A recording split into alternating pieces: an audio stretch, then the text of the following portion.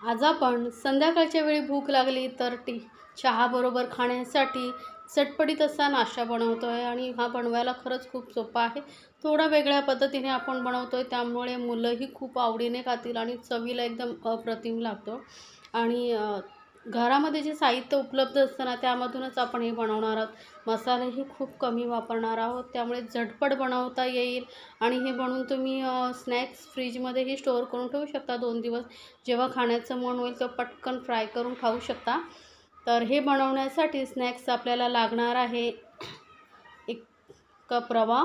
तर कुठलाही कप वगैरे किंवा वाटी घ्या आणि त्याने 1 कप बारीकवाला रवा घ्या. आता रवा आपण ज्या वाटीने घेतला आहे मोजून, त्याच वाटीने आपण एका पॅनमध्ये घ्यायचं आहे 2 कप पाणी.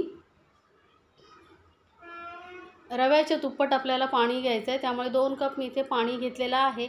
आणि यामध्ये आता घालूया थोडंसं चवीनुसार मीठ आणि लाल मिरचीच्या फ्लेक्स असतात ना, कुटलेली लाल मिरची ती घालणार आहोत अर्धा चमचा एवढा. यामुळे काय होतं, लूक पण छान येतो आपल्या स्नॅक्सला. तर 1 चमचा मी घालते इथे तेल आणि सोबतच ना थोडीशी बारीक चिरलेली कोथिंबीर घालायची आहे.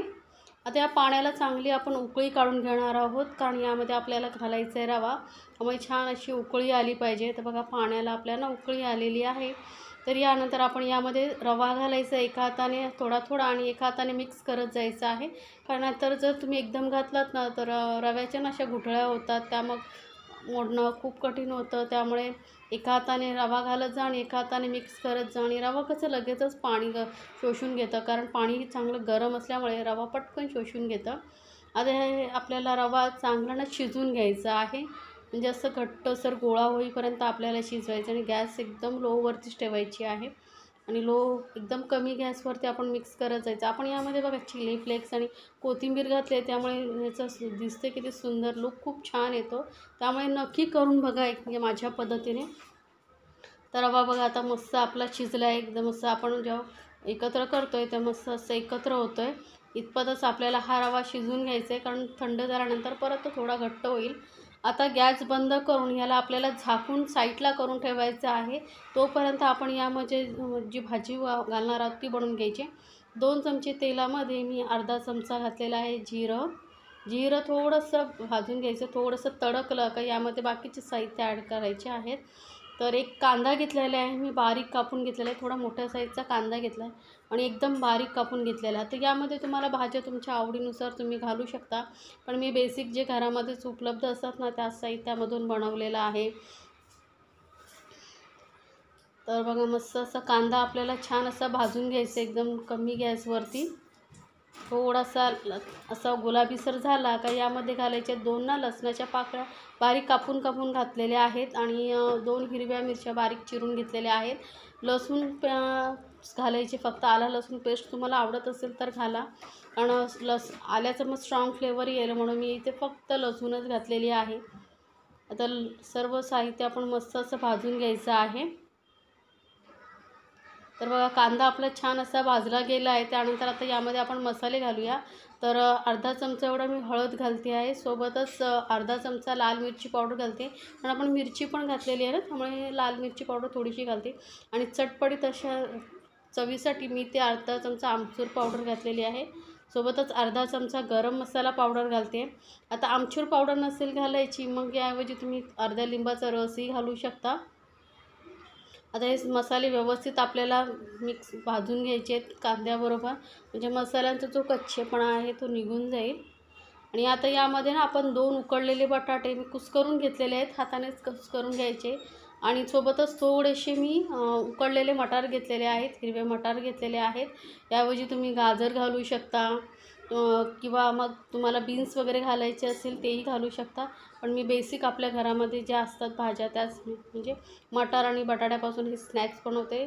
झटपट होतो आणि चवीला पण खूप छान लागतं. आता यामध्ये चवीनुसार घालूया मीठ आणि बारीक चिरलेली कोथिंबीर घालूया आपण यामध्ये. मी दाखवलेल्या रेसिपी जर तुम्हाला खरंच आवडत असतील ना, तर चॅनलला लाईक्स, कमेंट्स आणि सबस्क्राईब करायला विसरू नका. सोबतच बेल आयकॉनवरती क्लिक करा, म्हणजे माझ्या नवीन रेसिपीची नोटिफिकेशन लगेचच तुमच्यापर्यंत पोहोचेल. आता सर्व भाजी जी आहे व्यवस्थित आपण मिक्स करून घेणार आहोत. मग कमी साहित्यामध्ये ही भाजी किती आपली सुंदर दिसते आणि खरंच खूप छान लागते चवीला ही भाजी. तर भाजी आपली तयार आहे. तर आता आपण रवा बघूया. तर रवा मी एका प्लेटमध्ये काढून घेतला आणि हाताला थोडंसं तेल लावून आपण हा रवा मळून घ्यायचा आहे. कारण रवा अजूनही खूप गरम आहे, त्यामुळे हाताला चटके लागत आहेत. तर थोडंसं हाताला तेल लावून आपण हा रवा जो आहे मी मळून घेते आहे. मध्ये मध्ये असं तेलाचा हात घेऊन रवा छान असा मस्त मऊ होईपर्यंत आपल्याला मळून घ्यायचा आहे. गरम असतानाच मळायचं, कारण साधारण 10 मिनटं झालीत आपण भाजी बनवेपर्यंत. त्यामुळे मग आपण याला थोडंसं आपण मळून घ्यायचं आहे. थोडंसं हलकंसं थंड होतं. छान असं मळून घेतलेलं आहे बघा. मस्त असं मऊ होईपर्यंत आपण मळून घ्यायचं आहे याला. तर आपला हा रव्याचा गोळा आहे तयार. तर ह्याचे छोटे छोटे आपण बॉल बनवून घेऊया, गोळे बनवून घेऊया. तर साधारण आपण रोजच्या पोळीसाठी किंवा चपातीसाठी जेवढा गोळा घेतो ना, तेवढाच पिठाचा गोळा मी घेतलेला आहे. रव्याचा गोळा करून घ्यायचा आहे. आधी एक स्नॅक्स तुम्ही बनवून बघा, मग तुम्हाला अंदाज येईल. त्यानंतरही तुम्ही गोळे बनवून घेऊ शकता. तर साधारण मी एवढ्या साईजचे गोळे बनवून घेते. आता आपले हे रव्याचे गोळे बॉल बनवून झालेले आहेत. त्यानंतर ना अशी प्लास्टिक पिशवी वगैरे असेल ना तुमच्याकडे, ती घ्यायची आहे. त्याला ना चांगलं तेल लावून घ्यायचं आहे. तेलाचा हात व्यवस्थित पासून घ्यायचा आहे, म्हणजे का आपण जे यामध्ये रव्याचा बॉल ठेवून त्याला प्रेस करणार आहोत तर चिकटणार नाही, पटकन निघून येईल. त्यामुळे चांगलं तेल लावून घ्यायचं आहे. तेल लावल्यानंतर आपण जो रव्याचा बॉल बनवून ठेवला होता पिठाचा गोळा, तो असा मध्यभागी ठेवायचा आणि दुसऱ्या साईडने ही प्लास्टिक फोल्ड करायचं त्यावर. आणि आता हे लाटायचं नाही आपल्याला, तर झटपट आपण बनवू शकतो. तुम्हाला लाटायचं असेल तर लाटू शकता. अशी जी खालून प्लेन अशी बाजू असेल ना, ती प्लेट घ्यायची आहे आणि त्या प्लेटने असं चांगले दाबून घ्यायचं आहे, म्हणजे आपली जी पोळी आहे एकसारखी लाटली जाते बघा.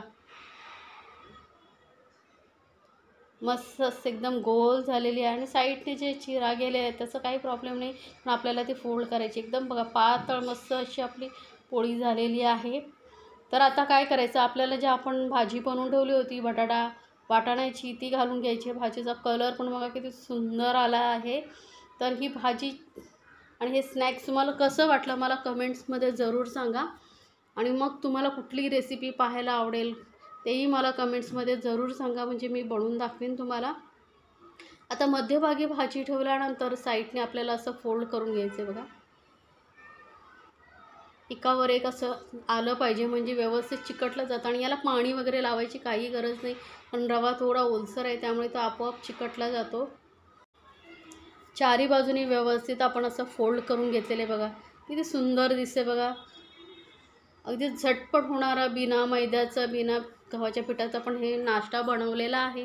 ती रेसिपी कशी वाटली मला कमेंट्समध्ये जरूर सांगा. तर असेच आपण सर्व स्नॅक्स आहे ते बनवून घ्यायचे बघा. मी अजून एक तुम्हाला दाखवते. पोळी फक्त पटकन लाटता येते. लाटण्यापेक्षा आपण यावरती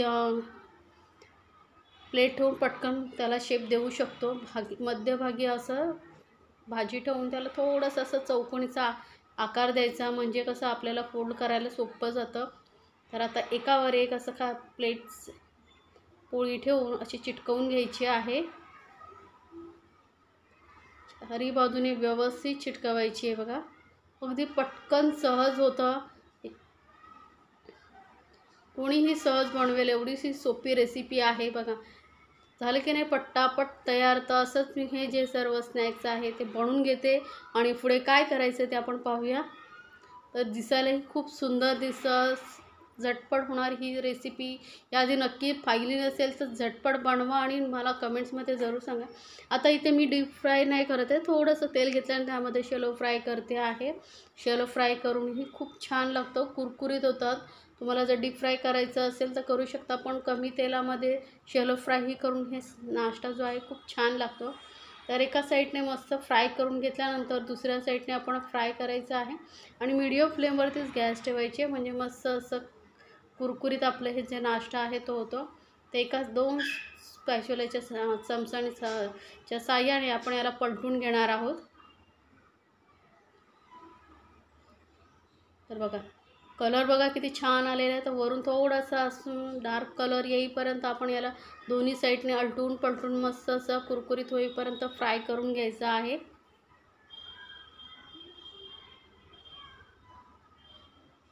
बघा मस्त असं कलर बघा किती छान आलेला आहे. असंच आता दुसऱ्या साईडने हलका कलर येईपर्यंत आपण भाजून घेणार आहोत. तर हे कमी तेलामधलं हे स्नॅक्स तुम्हाला कसं वाटलं मला कमेंट्समध्ये ज़रूर सांगा. आणि जर रेसिपी आवडत असेल तर चॅनलला लाईक्स, कमेंट्स आणि सबस्क्राईब करायला विसरू नका. सोबतच बेल आयकॉनवरती क्लिक करा, म्हणजे माझ्या नवीन रेसिपीची नोटिफिकेशन लगेचच तुमच्यापर्यंत पोहोचेल. तर मस्त असं हे चटपटीत असं आपलं झटपट होणारं स्नॅक्स आहे तयार. पार्टी वगैरे असेल तरी तुम्ही बनवू शकता, मुलंही खूप आवडीने खातील. तर बघा किती सुंदर दिसतंय, कलर खूप छान आलेला आहे. माझ्या मुलांना तो खूप आवडला आहे. तुम्हाला कसं वाटलं ते मला कमेंट्समध्ये ज़रूर सांगा. आणि बनवा आणि आपल्या फॅमिलीसोबत एन्जॉय करा मस्त असं गरमागरम टी टाईम स्नॅक्स.